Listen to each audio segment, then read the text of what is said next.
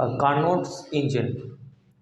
Carnot's engine और Carnot's एक scientist का नाम है और उसने अपनी एक थ्योरी दी थी, एक इंजन बताया था कि ऐसा इंजन भी हो सकता है। तो जो कार्नोट इंजन है it is a theoretical engine. Daily life में ऐसा इंजन बनाना पॉसिबल नहीं है जैसे कि कार्नोट्स ने बता दिया, बट उसने ये बता के गया था कार्नोट्स कि किसी इंजन की जो इफ़िशेंसी होती है वो उतना ही अच्छा इंजन कहलाएगा और इफ़िशेंसी जो होगी वो मेरे बनाए गए इंजन से ज़्यादा नहीं हो सकती। मतलब कार्नोट इंजन की इफ़िशेंसी से ज़्यादा इफ़िशेंसी वाला इंजन अपनी डेली लाइफ में आप बना नहीं सकते, इट इज़ इम्पॉसिबल। तो वो इंजन के बारे में हमें डिस्कस करना है।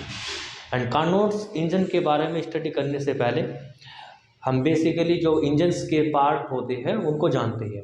तो इंजन के जो पार्ट्स होते हैं सबसे पहले होता है ये heat reservoir. And heat reservoir you know कि इसका ये बॉडी एक ऐसी बॉडी होती है कि इसमें से कितना भी अमाउंट ऑफ हीट निकाल लीजिए आप, इसका टेम्परेचर पे कोई फर्क नहीं पड़ेगा। ये वो बॉडी होती है।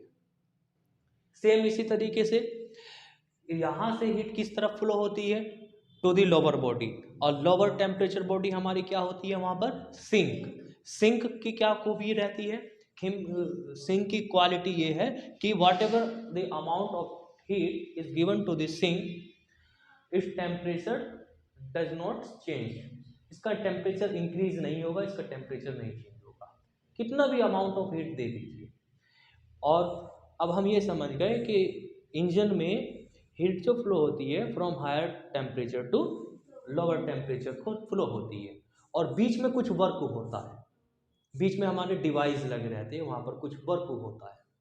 ठीक है, तो बीच में हम यहाँ पर इंजन में कुछ वर्क, बीच में कुछ अपने डिवाइस लगाएंगे और उस डिवाइस का क्या नाम रहेगा, इंजन। ठीक है, कार्नोट्स इंजन में एक डिवाइस का नाम और है, एक पार्ट्स का नाम और है, उसको बोलते हैं पिस्टन। एंड पिस्टन क्या होती है, पिस्टन जैसे कि इंजेक्शन होता है, उसे आगे पीछे चला सकते हैं हम उसे, उसको पिस्टन बोलते हैं। ये जो आप देख रहे हो ये पिस्टन ही है, ये ऊपर से आगे पीछे ऐसे चल सकता है। ठीक है, ये आगे पीछे चल सकता है। और इस पिस्टन के अंदर ये सिलिंड्रिकल पिस्टन है, एक सिलिंड्रिकल, इसमें गैस रहेगी। ये गैस जो होगी ये फ्यूल होगा, कार्नोट इंजन का फ्यूल होगा। ये एक्सपेंड होगी, इसको हम हीट देंगे, फैलेगी, पिस्टन ऊपर उठेगा, फिर इसको दबाएंगे, फिर नीचे जाएगा, ये सब काम उसमें हो गए। तो बेसिकली मेन पार्ट्स क्या हो गए कार्नोट इंजन के, number 1 heat reservoir. What is heat reservoir, it is that body of temperature is very high and whatever amount of heat is taken from heat reservoir, its temperature does not reduce, इसका temperature reduce नहीं होगा। And second sink, ये भी इसी का part है। ठीक, sink क्या है कि सिंक भी एक बॉडी है और हम सिंक किसको मानते हैं, अपने एटमॉस्फेयर को मान लेते हैं, या फिर ओशन को भी ले सकते हैं आप। ठीक, और ये पिस्टन हो गई। पिस्टन में क्या रहेगा, फ्यूजनेबल फ्यूल रहेगा जो वर्क करेगा, ये यहाँ पर फ्यूल रहेगा, ये जो मैंने डॉट डॉट करके दिखाया है ये फ्यूल ही है। ठीक है, ओके, ये जो फ्यूल है ये फ्यूल हॉट हीट रिजर्वायर से हीट लेगा और फिर कुछ ना कुछ वर्क करेगा। तो ये तो हो गए इसके बेसिकली पार्ट्स हो गए। अब इसकी वर्किंग हम समझते हैं। हीट इंजन की वर्किंग को जो समझाई थी वो कार्नोट ने समझाई थी कि किस तरीके से हीट इंजन वर्क करता है। तो उसकी वर्किंग हम समझते हैं कि कैसे कैसे ये वर्क करता है। हीट इंजन, जो मोटरसाइकिल में इंजन चलते हैं वो बेसिकली इसी प्रिंसिपल पर ही वर्क करते हैं जो हम अब पढ़ने जा रहे हैं, वही वर्किंग होती है वहाँ पे, चाहे वो आपका बाइक का इंजन हो, मोटरसाइकिल का इंजन, या फिर कार का, किसी का भी हो, इसी पे ही वर्क करता है, यही प्रोसीजर होता है सब में। तो इसमें वर्किंग हम स्टार्ट करते हैं हीट रिजर्वायर से। यहाँ से वर्किंग देखिए इसकी। हाँ, इसमें एक एक पार्ट्स और है भाई बच्चों, इंसुलेटिंग स्टैंड। ये इंसुलेटिंग स्टैंड, ये इंसुलेटिंग स्टैंड है। ये स्टैंड नाम से ही पता चल रहा है कि इंसुलेटिंग है ये, यानी कि इसमें हीट अगर आप दोगे तो ये हीट को कंडक्ट नहीं करा पाएगा, उधर से हीट नहीं आ पाएगी। हीट को कंडक्ट नहीं कराएगा, ये इंसुलेटिंग का मतलब यहाँ पर ये है। ठीक है। अब कार्नोट इंजन की जो वर्किंग है वो वर्किंग को समझाई गई है कार्नोट साइकिल से। जिस साइकिल को हम स्टडी करेंगे वो इस इंजन की वर्किंग भी होगी, और उस साइकिल को जो प्रोसेस होगा उसको हम कार्नोट साइकिल भी कहेंगे। तो कार्नोट साइकिल क्या है कि कार्नोट साइकिल यहाँ से स्टार्ट होगी और बहुत सारे प्रोसेस से इधर उधर प्रोसेस से होते हुए पूरी एक कंप्लीट साइकिल हो जाएगी। उसी साइकिल को हम क्या बोलेंगे, कार्नोट साइकिल बोलेंगे। अब देखो वो कार्नोट साइकिल कैसे स्टार्ट होती है। कार्नोट साइकिल को स्टार्ट करते हैं हम हीट रिजर्वायर से। बेसिकली कार्नोट साइकिल कंप्लीट होती है 4 स्ट्रोक में, 4 स्टेप में कंप्लीट होती है। तो सबसे फर्स्ट जो स्टेप है, सबसे फर्स्ट जो स्टेप है आपका इस स्टेप में हम क्या करते हैं कि जो हमारा सिलेंडर है जिसके अंदर कुछ गैस भरी हुई है उसको हम रख देते हैं हीट रिजर्वायर को। और हीट रिजर्वायर पर रखने से पहले इस गैस का कुछ ना कुछ टेम्परेचर है। मान लीजिए इसका टेम्परेचर T1 है, प्रेशर इसका P1 है एंड इट्स वॉल्यूम V1। तो इसका pressure P1, volume V1, temperature T1, ये हमारी जो गैस है।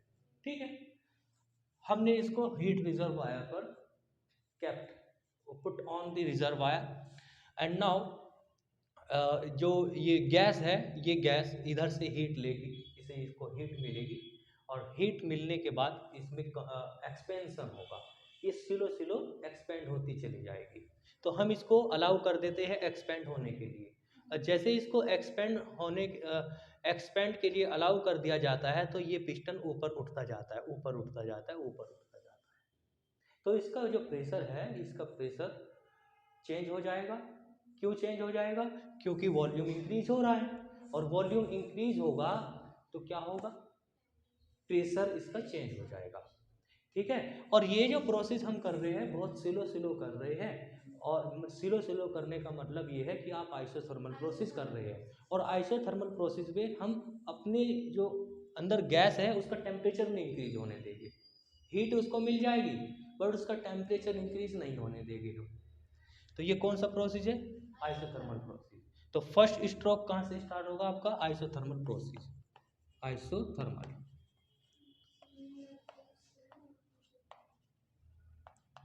तो आइसोथर्मल प्रोसेस में होगा क्या, हीट दे, इसका प्रेशर चेंज होगा, इसका वॉल्यूम चेंज होगा, क्योंकि एक्सपेंड हो रही है तो प्रेशर इसका बेसिकली चेंज तो होना ही है, P1 से P2 हो जाएगा, लेट से इसका प्रेशर P2 हो जाता है। तो ये गैस एक्सपेंड हो जाती है और इसका प्रेशर हो जाता है P2, वॉल्यूम कितना कर देते हैं हम, इसका वॉल्यूम V2 कर देते हैं, और टेम्परेचर इसका नहीं बदला हमने, टेम्परेचर उतना ही रखा, क्योंकि कौन सा प्रोसेस है ये, आइसोथर्मल प्रोसेस, टेम्परेचर इसका इतना ही रहा। ये फर्स्ट प्रोसेस हो गया हमारा। ठीक है, ये फर्स्ट प्रोसेस हो गया। अब साथ ही साथ हम कार्नोट साइकिल भी बनाते चलेंगे, साइकिल भी बनाते चलेंगे, तो उसका ग्राफ बनाएंगे। तो इसको ग्राफ पे कैसे दिखाएंगे, ग्राफ पर देखते हैं कैसे दिखाते हैं हम इसे। तो हम यहाँ पर ये साथ ही साथ किसको बनाते चलेंगे, तो ये वाली जो लाइन है, ये लाइन हमारी प्रेशर की होती है, और ये लाइन कौन सी होती है, वॉल्यूम की। ठीक है, और हमने पीछे प्रीवियस क्लास में भी स्टडी की है कि आइसोथर्मल प्रोसेस का ग्राफ कैसे बनाते हैं। वहाँ पे मैंने बताया था कि एक एडियाबैटिक एक्सपेंशन है, एक आइसोथर्मल एक्सपेंशन है, बताइए इनमें से कौन सा है, ग्राफ दे करके बताया था आपको।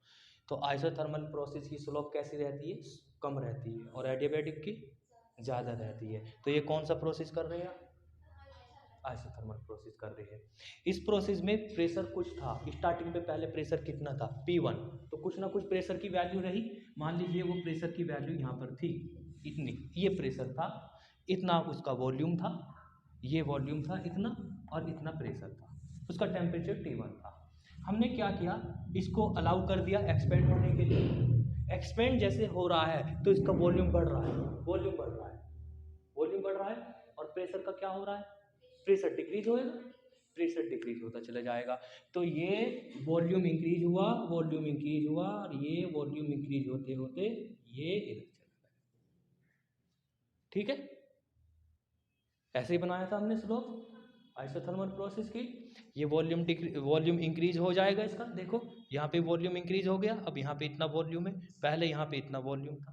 इस पॉइंट का नाम रख देते हैं हम इस वाले का ए, और ए पर प्रेशर कितना है P1, वॉल्यूम कितना है V1 and temperature T1।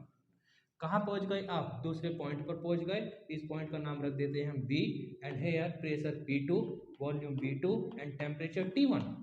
Temperature नहीं बदला, ये इसकी स्लोप बन गई। आ गई की बात समझ में? क्योंकि ये क्या है? एक्सपेंशन, और एक्सपेंशन के लिए एरो किधर लगता है? नीचे की तरफ, ऐसे। तो इसमें हम एरो ऐसे तरफ लगा देंगे, ठीक है। Work done in isothermal process, how much work done in isothermal process हमने पीछे क्लास में किया है, बताइए। W इज इक्वल टू, इसको मैं W1 से लिख लेता हूँ, W is equal to minus mu r plus mu r T. Temperature कितना है? T1, तो यहाँ पर T1 लगा देंगे, इनटू लॉग। अच्छा हाँ, इसमें ये बात बतानी थी, अगर मैं यहाँ पर इस कर्व ने कितना एरिया कवर कर रखा है, तो यहाँ पर हम देखेंगे कि इसने इतना एरिया कवर कर रखा है, ये एरिया कवर कर रखा है, ये एरिया इस कर्व ने कवर किया है। और आप इस एरिया को कवर करोगे, इस एरिया को निकालोगे, तो ये बच्चों ये एरिया आता है इक्वल वर्क डन की इक्वल। यस, के area cover by this, area cover this by curve is equal to the work done. ये ध्यान रखना, जो इस कर्व ने एरिया को कवर किया है वो किसके इक्वल होगा? वर्क डन के इक्वल होगा। ओके, इसके बाद हम आते हैं नेक्स्ट प्रोसेस पे। नेक्स्ट प्रोसेस, अब हम क्या करते हैं? नंबर 1 आइसोथर्मल प्रोसेस, और ये भी कौन सा? आइसोथर्मल एक्सपेंशन है ये।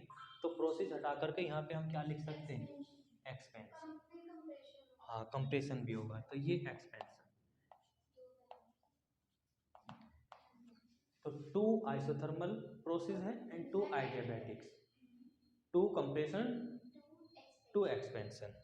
ओके, अब हम क्या करते हैं? अब इस सिलेंडर को, ये जो पिस्टन था, इस पिस्टन्स को हमने हटाया और हटा करके इसको इंसुलेटिंग स्टैंड पर पुट कर देते हैं। यहाँ से इसको हटाया और हटा करके यहाँ पे पुट कर दिया, क्योंकि इसको इंसुलेटिंग पैड पर पुट किया है हमने, तो जो हीट इसकी होगी वो हीट इसको ट्रांसफ़र नहीं हो सकती। जो इसके पास अपने आप हीट है, अपना अमाउंट ऑफ एनर्जी है, उस एनर्जी से ये पिस्टन अपने आप ही एक्सपेंड होता चला जाता है, अपने आप ही बढ़ता चला जाता है, धीरे धीरे एक्सपेंड होता चला जाता है। और एक टाइम ये आएगा कि ये एक्सपेंड होना ही बंद हो जाएगा। जब एक्सपेंड होना बंद हो जाएगा ये, तो इसका वॉल्यूम फिर कुछ और हो चुका होगा, वॉल्यूम इसका फुल हो चुका होगा, जितना भी इसको एक्सपेंड होना है उतना एक्सपेंड हो सकता है ये, ठीक है। हाँ, तो इसके बाद हम अपने सिलेंडर्स को कहाँ पे पुट कर देते हैं? इसको पुट कर देते हैं इंसुलेटिंग स्टैंड पर, और इसको अलाउ कर देते हैं। अलाउ क्या? इसके पास कुछ अमाउंट है, हीट है, वो अपनी हीट से, अपनी एनर्जी से अपने आप ही ऑटोमेटिकली एक्सपेंड होगा, एक्सपेंड होते चले जाएगा। हाँ, अपने पास है और हीट होती चली जाएगी, ये एडियाबैटिकली होगा। ये जो प्रोसेस होगा नेक्स्ट एडियाबैटिक होगा। एडियाबैटिक मीन्स ये इस पर टेम्परेचर चेंज हो जाएगा, है ना, टेम्परेचर इसका चेंज हो जाएगा, बट हीट चेंज नहीं होगी, इसमें हीट का चेंज नहीं होगा, टेम्परेचर इसका चेंज हो जाएगा। हाँ, वॉल्यूम भी चेंज हो जाएगा, फास्टली होगा प्रोसेस। तो यहाँ पर इसका वॉल्यूम कितना लिख सकते हैं हम? प्रेशर कितना लिख लेंगे? P3 एंड वॉल्यूम चेंज हो जाएगा, वॉल्यूम V3 हो जाएगा, और टेम्परेचर इसका T2 हो जाएगा, टेम्परेचर T2। तो ये देखो पिस्टन यहाँ पे थी, इसको हमने अलाउ कर दिया, और ये अलाउ होते होते होते होते होते ये फुल्ली एक्सपेंड हो गया। इतना हो सकता है, इससे ज़्यादा नहीं हो सकता है। तो यहाँ पर इसका टेम्परेचर T2 है, क्योंकि ये एक्सपेंड हो गया तो इसका टेम्परेचर फॉल हो जाएगा, बहुत टेम्परेचर डाउन हो जाएगा, क्योंकि एक्सपेंशन हो रहा है। प्रेशर इसका और डिक्रीज हो जाएगा, वॉल्यूम इसका इंक्रीज हो जाएगा। और ये कौन सा प्रोसेस है? Adiabatic process. तो नंबर 1 आइसोथर्मल एक्सपेंशन हो गया, नंबर 2 एडियाबैटिक एक्सपेंशन। तो नंबर 2 हो जाएगा आपका, number 2 process adiabatic expansion. Okay, adiabatic expansion. अब इसको भी हम वहाँ पे साथ ही साथ ग्राफ में दिखाते हुए चलेंगे। वो साइकिल पूरी साइकिल पर यहीं पे आएगी, साइकिल ऐसे चलती चलती वापस यहीं पर आ जाएगी। इसीलिए तो बोल रहे हैं साइकिल इसे, क्योंकि कार्नो ने बताया, इसकी वर्किंग कार्नो ने बताई है कि ये साइकिल कैसे पूरी होती है, तो इसलिए इसको कार्नोट साइकिल बोल रहे हैं। हाँ, तो प्रेशर की वैल्यू क्या हुई, डिक्रीज हो गई और कम हो गई। वॉल्यूम क्या हुआ, इंक्रीज हो चुका है। और एडियाबैटिक का कर्व हमने बनाना सीख रखा है, उसकी स्लोप कैसी रखते हैं, ज़्यादा रखते हैं। तो यहाँ पर ये जो अब नेक्स्ट ग्राफ बनेगा ये ऐसा बनेगा, ठीक है, और स्लोप ज़्यादा कर देंगे इसकी, ये हो गया, ठीक है। थोड़ा सा इसे और सही बना देता हूँ मैं।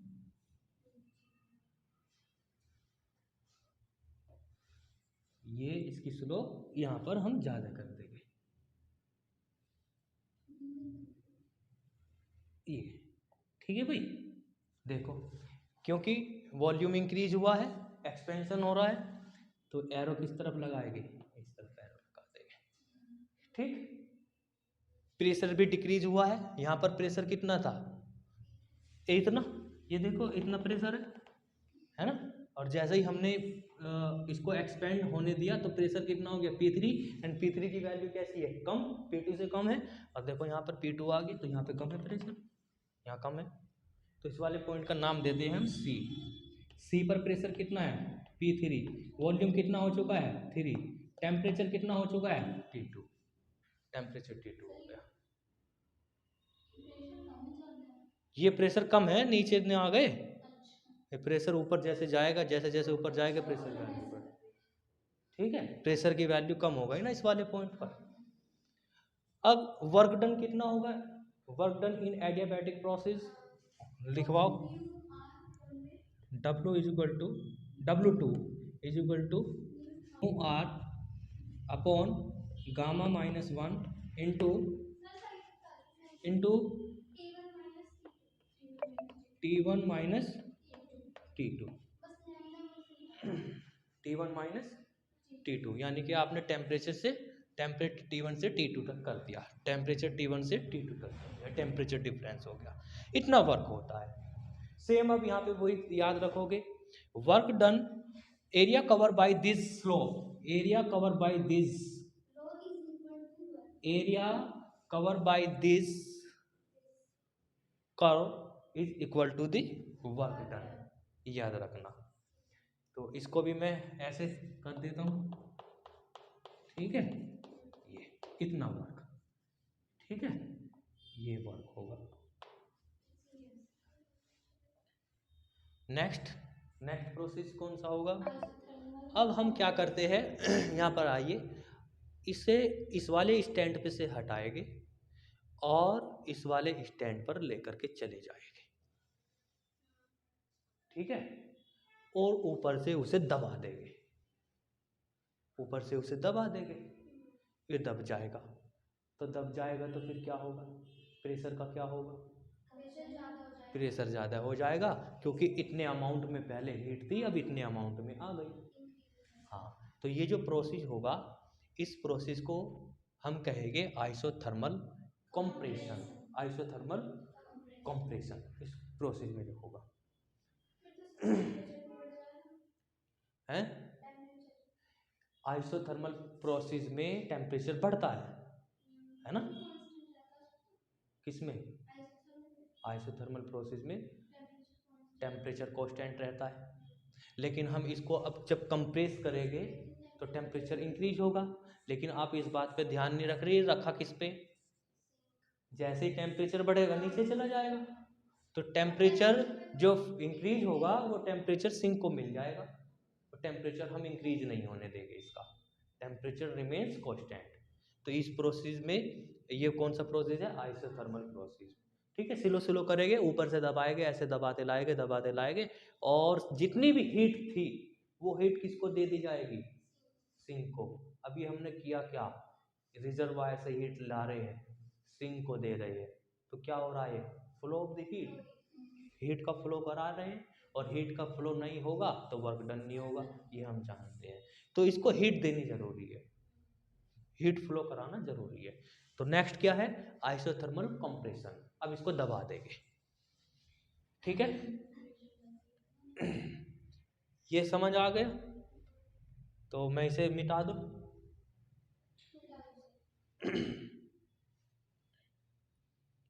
सॉरी, नंबर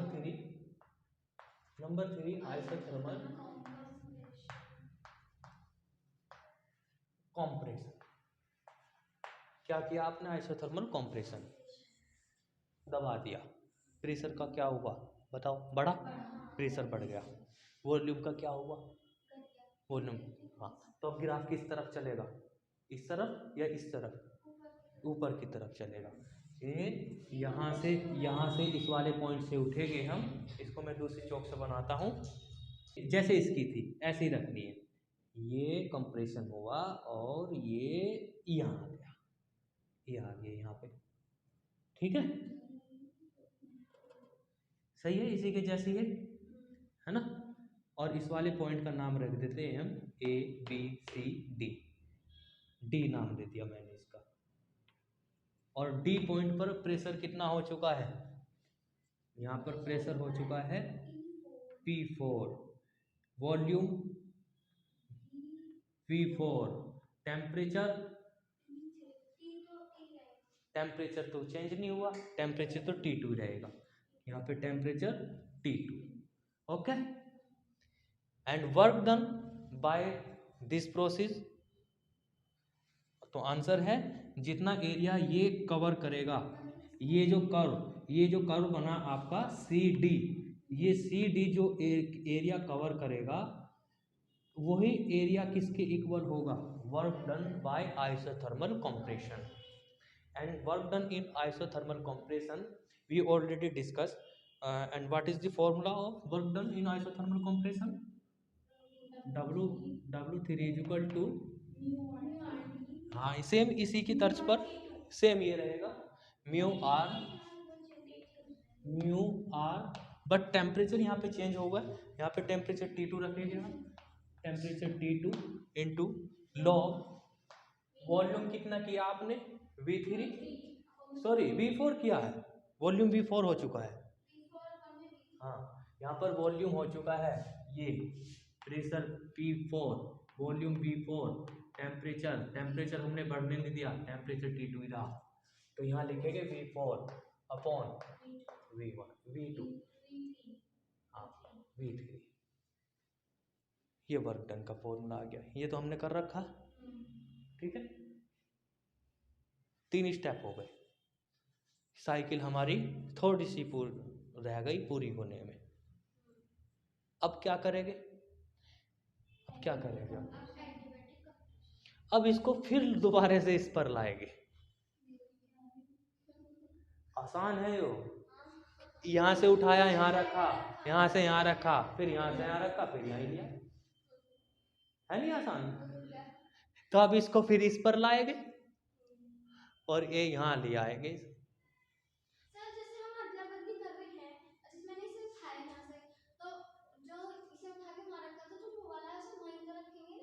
ये एक ही है, एक ही पिस्टन है ये, हाँ एक स्टैंड 3 है, पिस्टन एक है, हाँ हाँ एक ही साथ प्रोसेस हो रहे, इसको उठा करके यहाँ रखा जा रहा, फिर वहाँ रखा जा रहा, फिर इसको यहाँ, फिर वहीं ले आएंगे इसको, फिर ऐसे ही चलेगा, ये ऐसे ही चलता रहेगा प्रोसेस, और हमारा इंजन वर्क करता रहेगा, चलता रहेगा, ठीक है। तो नेक्स्ट प्रोसेस में हम एडियाबैटिक कंप्रेशन करेंगे। नेक्स्ट प्रोसेस क्या है,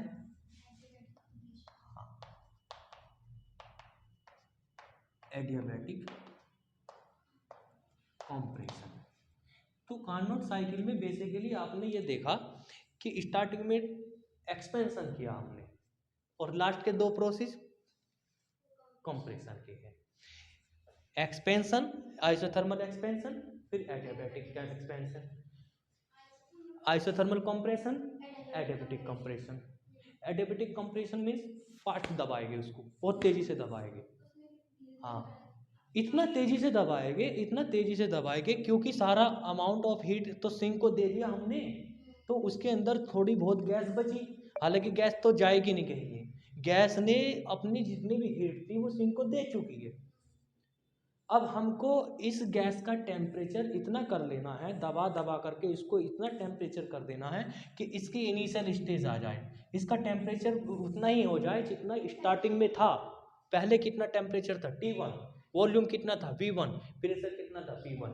तो इसमें थोड़ी बहुत जो गैस, ये आप देख रहे हो, ये जो वॉल्यूम है, इस वॉल्यूम को हम दबाएंगे, ऐसे सडनली दबाएंगे, एडियाबैटिक कंप्रेशन करेंगे। ऐसा करने से इसका टेम्परेचर इंक्रीज होगा, और ऐसे इंक्रीज कर करके, ऐसे कंप्रेशन कर करके हम इसको किस स्टेज पे ले आएंगे, इसका टेम्परेचर कितना कर लेंगे, इनिशियल स्टेज वाला। ठीक है, तो टेम्परेचर का क्या होगा, टेम्परेचर इसका इंक्रीज हो जाएगा। वॉल्यूम का क्या होगा भाई, वॉल्यूम इसका डिक्रीज हो जाएगा जब इसको दबाएंगे वो, और दबाना पड़ रहा है ना इसे, तो वॉल्यूम क्या होगा, डिक्रीज हो जाएगा। प्रेशर का क्या होगा, प्रेशर इंक्रीज हो जाएगा। और ऐसा करके हम इसको इनिशियल स्टेज पे ले आएंगे। प्रेशर की स्टार्टिंग में कितना लेके चले थे, P1 प्रेशर, वॉल्यूम उतना ही कर देंगे ये ना, ये ऊपर जाएगा अब ग्राफ, वॉल्यूम भी उतना ही हो जाएगा, वॉल्यूम डिक्रीज होगा ना अब। तो ये इधर आने का मतलब क्या है, आप इस लाइन से इधर आ रहे हो तो वॉल्यूम डिक्रीज नहीं हो रहा।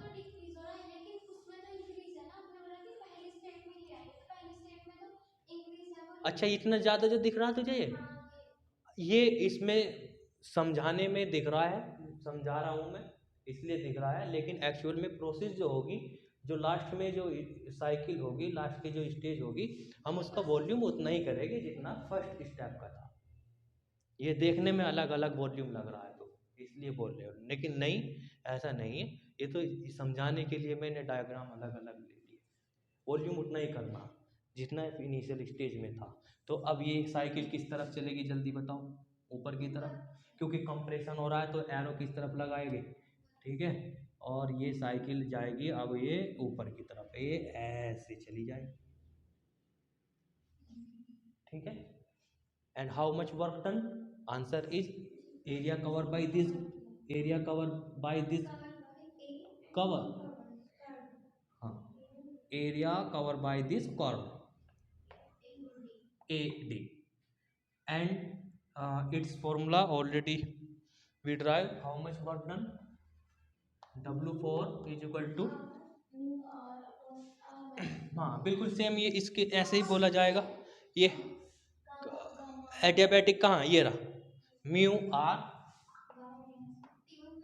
अपॉन गामा -1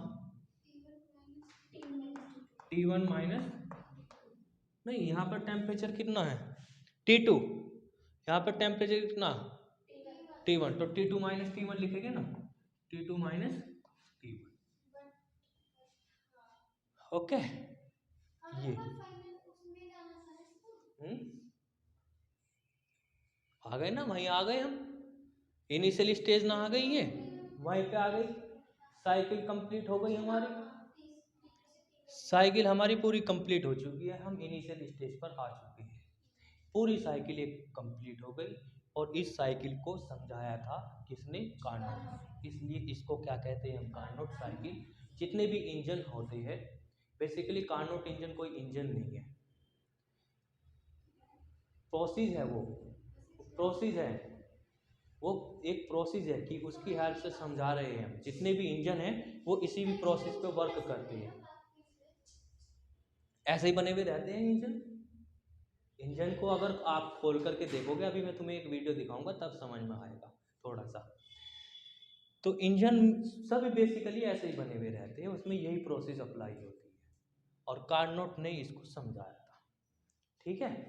अब आइए कार्नोट थ्योरम को पूरा करते हैं हम, कि हमने इस साइकिल को कंप्लीट करने में ये जो आपने 4 स्टेप किए, 4 स्टेप किए, number 1, number 2, number 3, total network आपने कितना किया उसको हम निकालते हैं। नेटवर्क कितना किया, कि हमारे इंजन ने नेटवर्क कितना किया।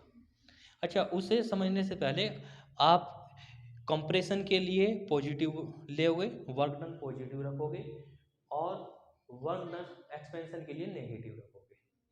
ठीक है, यहाँ पर ये छोटा सा कंसेप्ट है। तो जहाँ जहाँ कंप्रेशन हो रहा है वहाँ वहाँ माइनस लगा लेंगे हम।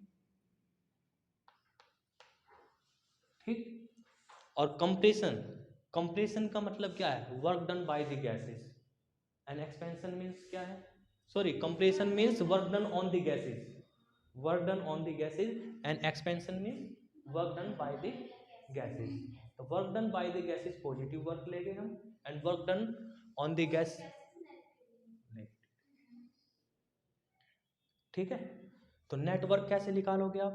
तो आंसर है जितना आपने वर्क किया 4 स्टेप में उन सबको ऐड कर दो, क्योंकि वर्क तो स्केलर क्वांटिटी है, उसमें तो डायरेक्शन नहीं होती, उसको ऐड कर दो तो कंप्लीट वर्क निकल करके आ जाएगा। आपका नेटवर्क कितना होगा अब हम उसको देखते हैं। हाँ यस, W1 + W2 ये दोनों को ऐड कर देंगे। Network W = W1 + W2 + W3 + W4। आप W1 + W2 + W3 + W4 add कर रहे हो और आप ये देख रहे हो कि W2 एंड W4 ये रहा, W2 ये रहा, सेम है, प्लस माइनस के है। तो ये जब दोनों इनको ऐड करेंगे तो W2 W4 से कैंसिल हो जाएगा, बट W1 और W3 ये अलग अलग है ना, ये एक है, अलग अलग है और टेम्परेचर भी अलग है इनका, तो ये ऐड हो जाएगी। तो नेटवर्क किसके इक्वल मिलेगा आपको? नेटवर्क आपको मिलेगा W = W1 + W3 and W = value put कर लीजिए W1 की, μR/T1 × log V2/V1 प्लस कहाँ माइनस आएगा, -μR/T टेम्परेचर कितना T2 × log V4/V3। Okay, network done की कैलकुलेशन कर रहे हैं। W = कॉमन लो इसमें से, μR कॉमन आ रहा है, लेकिन हम ये प्रूव कर सकते हैं कि जो V1 और V2 will be equal to V3 V4, ये बराबर रहेगी, but V1/V2 V3/V4 will be equal to each other, so we write W = इसके प्लेस पर और इन दोनों के प्लेस पर, ये मतलब आप ऐसे समझो कि ये दोनों सेम क्वांटिटी है। अगर सेम क्वांटिटी है तो इनको कॉमन किया जा सकता है। यहाँ पर W4/W3 लिख रहा ना, इसको भी W2/W1 लिख लीजिए आप और कॉमन कर दीजिए। सॉरी, V4/V3 लिखा है ना ये, तो इसको V2/V1 कर लेंगे हम। तो यहाँ से कॉमन कर लेते हैं हम, μR/T तो कॉमन नहीं आएगा, log V2/V1।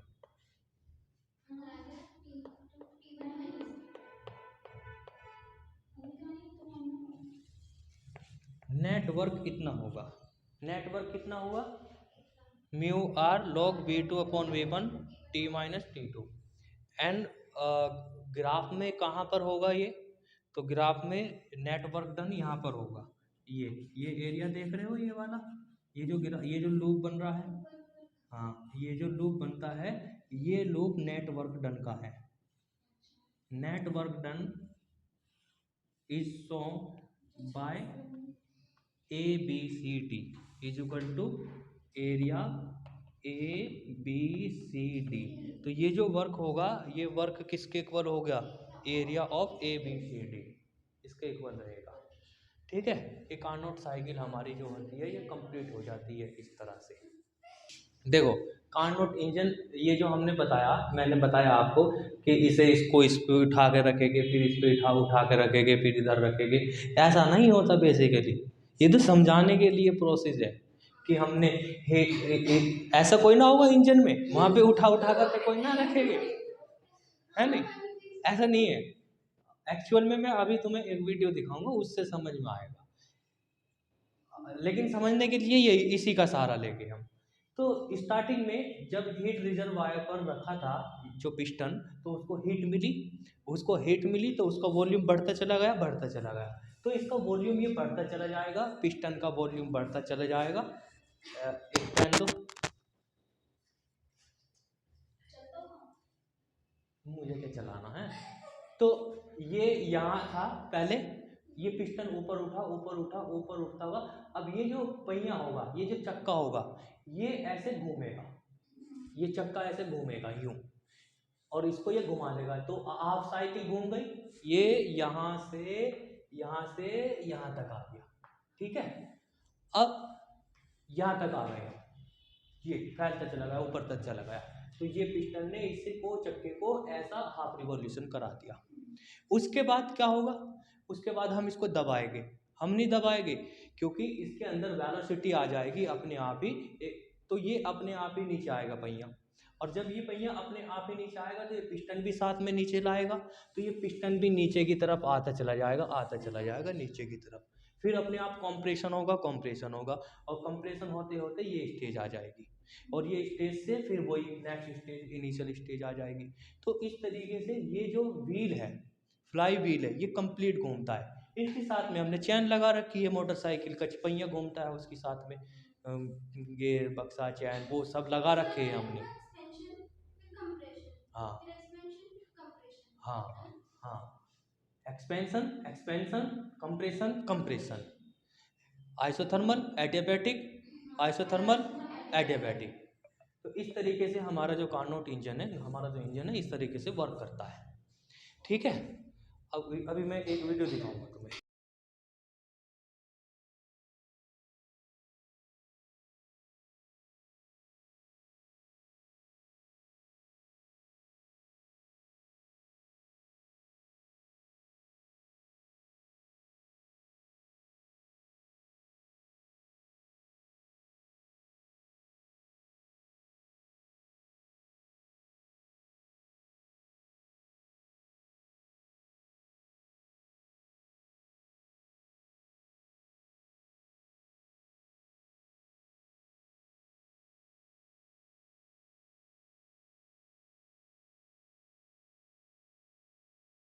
होता है वर्क डन अपॉन Q1, और what is Q1? Heat, taken heat, जो अमाउंट आपने लिया हीट का वो, तो अपॉन में क्या लिख दे, Q1। और W की वैल्यू अभी आपने निकाली, तो इसको लिखेंगे हम mu r log V2 upon V1 T2 minus T1 minus T2।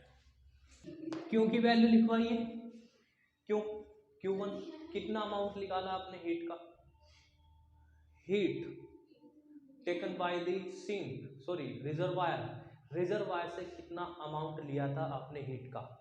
तो आंसर है जो फर्स्ट प्रोसेस में जितना आपने वर्क किया होगा वही अमाउंट हीट होगा। वर्क क्या है, एनर्जी, और एनर्जी कितनी ली है फर्स्ट प्रोसेस में, Q1 हीट ली है आपने, वो Q1 हीट का बताइए कितना है। हाँ देखो, उसे देख के बताओ, म्यू आर T1 log, हाँ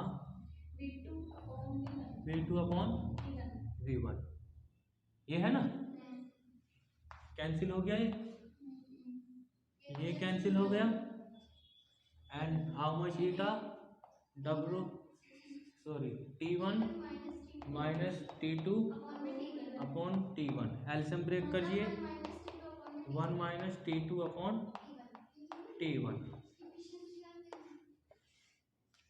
इफिशिएंसी निकल करके आ गई। अब कार्नोट ये कह रहा है कि किसी भी इंजन की जो इफिशिएंसी होगी, कुछ भी हो, किसी इंजन की इफिशिएंसी कितनी भी हो, लेकिन इससे ज़्यादा नहीं हो सकती। वो ये कह के गया, ये कह के गया है वो कि कोई भी इंजन बनाओ अपनी लाइफ में, कैसा भी इंजन बनाना, लेकिन आप ऐसा इंजन डेवलप नहीं कर सकते जिसकी इफिशिएंसी मेरे कार्नोट इंजन के बराबर आ जाए। इसके बाद वो अभी तक बना नहीं है। क्यों नहीं बना, क्यों नहीं बन सकता? क्योंकि बहुत सारे लॉसेज है, हीट के लॉसेज है, हमने इसमें और डिस्कस नहीं किया, कार्नोट ने वो सब चीज़ें इन्वॉल्व नहीं की। जब पेट्रोल जलता है, इंजन भी गर्म होता है, एटमॉस्फेयर को हीट चली जाती है ना, उसको तो डिस्कस किया नहीं। सिर्फ किस किस पे डिपेंड कर रहा है, टेम्परेचर डिफरेंस पे डिपेंड कर रहा है कि इनिशियल टेम्परेचर क्या है और फाइनल टेम्परेचर क्या है, उन पे बात कर रहा है। बीच में भी तो अमाउंट ऑफ हीट एटमॉस्फेयर को गया होगा, इंजन को गया होगा, इधर उधर हीट लॉस हुई होगी, उनको तो किया ना। और उसको रिड्यूस करना पॉसिबल नहीं है कि इंजन गर्म ना हो, ऐसा तो पॉसिबल ही नहीं है। जब उसमें आग लगेगी तो वो गर्म भी होगा, गर्म होगा तो वो कुछ अमाउंट हीट एटमॉस्फेयर को देगा ही देगा। तो इसलिए पॉसिबल नहीं है कार्नोट इंजन को बनाना, कार्नोट के जैसा इंजन बनाना। ठीक है, कार्नोट इंजन कोई इंजन नहीं है, वो तो बता के गया है। ठीक है, इंजन है ये, वो तो अपना बता के गया कि आप ऐसे इंजन, जो मैं बता रहा हूँ, ये जो वर्किंग में बता रहा हूँ, इसके अकॉर्डिंग नहीं है।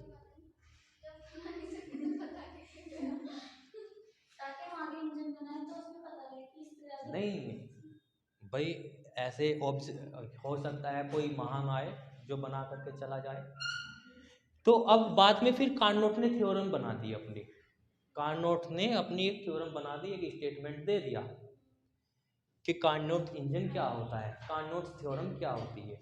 कार्नोट थ्योरम ये कहती है कि किसी भी इंजन की इफिशिएंसी जो होगी, इसमें पढ़ करके देखो, for any heat engine working between two given temperature the efficiency can not be equal, can not be equal Carnot engine. मतलब कोई भी इंजन होगा तो उसकी जो इफिशिएंसी होगी वो कभी भी कार्नोट इंजन से ज़्यादा नहीं हो सकती। ये इसकी थ्योरम है, इसे बना करके चला गया। देखो मैं बना करके जा रहा हूँ, बता करके जा रहा हूँ, बना लियो अब तुम बनाओ तो। ये लिखा नोट्स में भी, no irreversible engine can have efficiency greater than Carnot engine, engine working between same hot and cold temperature. ठीक है, ये इसका फिर थ्योरम बन जाती है बाद में। समझ आ गई?